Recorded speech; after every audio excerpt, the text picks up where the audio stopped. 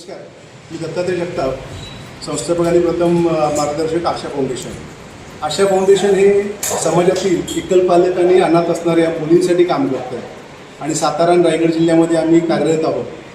सातारा आणि रायगड जिल्ह्यामध्ये कार्यरत असताना यावर्षीपासून आम्ही आशा गौरव पुरस्कार जाहीर करत आहोत. आशा गौरव पुरस्कारासाठी आम्ही आशा स्वयंसिद्धा पुरस्कार देत आहोत आणि त्याच्याबरोबर ते आशा तेजस्विनी पुरस्कार देत आहोत. आशा तेजस्विनी पुरस्कार हा पुरस्कार समाजातील एकलपालक किंवा अनाथ असणाऱ्या मुली की ज्यांचं वयवर्ष 10 ते 15 आहे, त्या वयोगटातल्या मुली ज्यांनी कला, क्रीडा, त्याच्यानंतर समाजसेवा किंवा अनेक कुठल्या गोष्टींमध्ये चांगलं काम केलं आहे आणि चांगलं काम करत असताना आता उत्तुंग असं यश निर्माण केलं, त्या मुलींसाठी म्हणून आम्ही आशा तेजस्विनी पुरस्कार देण्याचं जाहीर करत आहोत.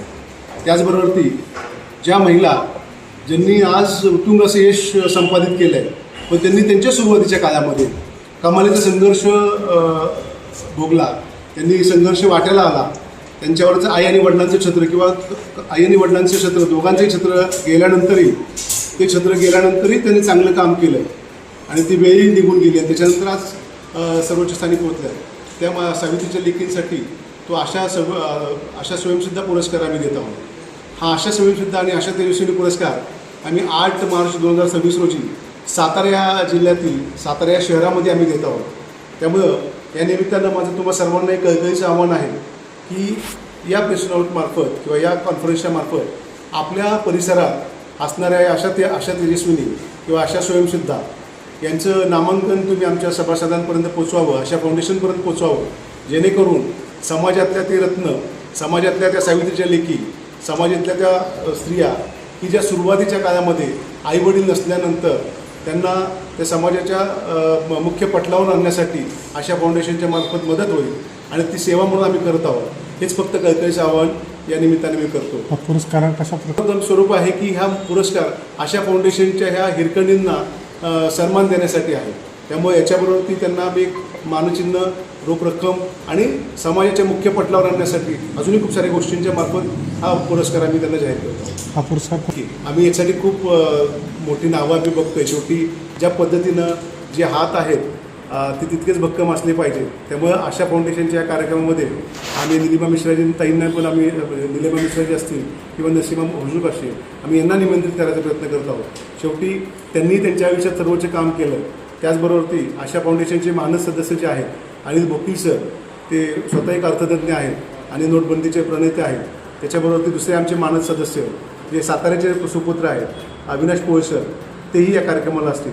आणि आमचे तिसरे एक मानस सदस्य आहेत जे ॲडव्होकेट अमर मुल्ला सर आहेत, जे या साताऱ्याचे सुपुत्र आहेत, पण ज्यांनी आत्ता ट्रिपल तलाक किंवा आर्टिकल 370 या पॉलिसी मेकिंगमध्ये सेंट्रल मिनिस्ट्रीमध्ये खूप मोठं काम केलं आहे, तेही या मंचावरती उपस्थित असतील. शेवटी आशा फाउंडेशनला समाजात रिप्रेझेंट करण्यासाठी आम्ही अविनाश पोळ सरांच्या माध्यमातून आमचं मानस सदस्य घेतलं आहे.